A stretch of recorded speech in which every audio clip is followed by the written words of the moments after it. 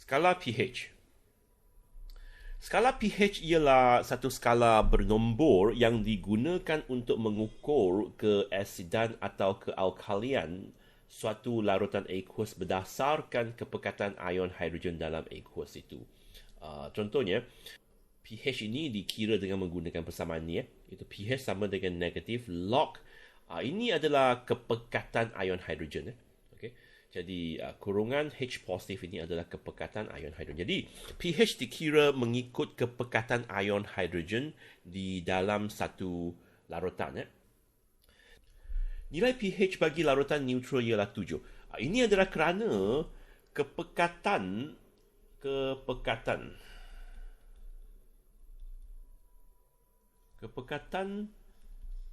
ion hidrogen aetulin adalah sama dengan 10 kuasa negatif 7.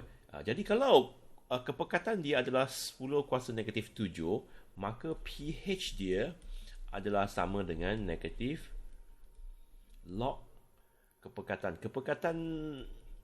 ion hidrogen. Dan kepekatan ion hidrogen itu adalah 10 kuasa negatif 7. Ya. Jadi log 10 kuasa negatif 7 ini sama dengan negatif 7. Negatif 7 dan negatif kepada negatif dia akan jadi positif lah. 7. Jadi pH bagi aetulin adalah 7. Dan kita tahu bahawa aetulin itu adalah neutral kan. Jadi pH 7 ini adalah neutral. pH 7 ini adalah neutral.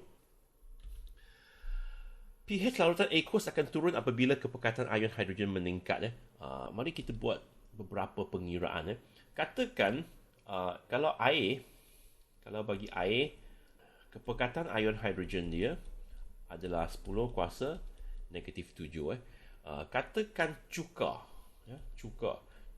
kepekatan ion hidrogen dia adalah katakan 10 kuasa negatif 3. Ini kepekatan dia lebih tinggi. Okey, 10 kuasa negatif 7 ini bermakna kepekatan dia lebih rendah. Cuka kepekatan dia lebih tinggi. Asid hidroklorik katakan kepekatan dia adalah 10 kuasa negatif 1. Okey. Jadi bagi air, pH dia sama dengan negatif log 10 kuasa negatif 7. Ini sama dengan 7 lah. Kalau cuka, pH dia negatif log 10 kuasa negatif 3. Ini sama dengan negatif 3. Ini sama dengan 3. Jadi ini bermakna kepekatan ion hidrogen meningkat, pH dia akan turun daripada 7 kepada 3. Akhir sekali kalau katakan asid hidroklorik ini, kepekatan dia 10 kuasa negatif 1. Ini bermakna kepekatan dia sama dengan 0.1 mol per desimeter padu lah. Okay. Jadi pH dia sama dengan negatif log 10 kuasa negatif 1. Ini sama dengan negatif kepada negatif 1 sama dengan 1. Jadi pH dia adalah 1. Okay. Jadi pH larutan aqueous akan turun apabila kepekatan ion hidrogen meningkat. Dan semakin tinggi kepekatan ion hidrogen ini, katakan 10 kuasa negatif 1, ini kepekatan dia lebih tinggi daripada 10 kuasa negatif 3 kan. Jadi semakin tinggi, semakin kecil nilai pH dia. Ya. Kepekatan lebih tinggi, pH dia 1.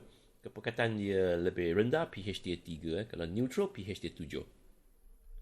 Nilai pH larutan berasid adalah kurang daripada 7. Semakin kecil nilai pH itu, semakin tinggi keasidannya.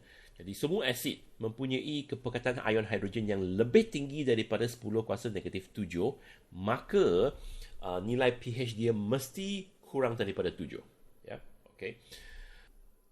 Bagi alkali pula, semakin tinggi kepekatan ion hidroksida dalam suatu larutan, semakin besar nilai pH larutan alkali itu. Bagi alkali, katakan amonia. Okay, amonia.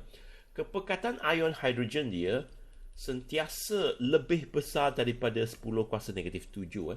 Amonia, katakan kepekatan ion hidrogen dia katakan adalah negatif 11. Okay.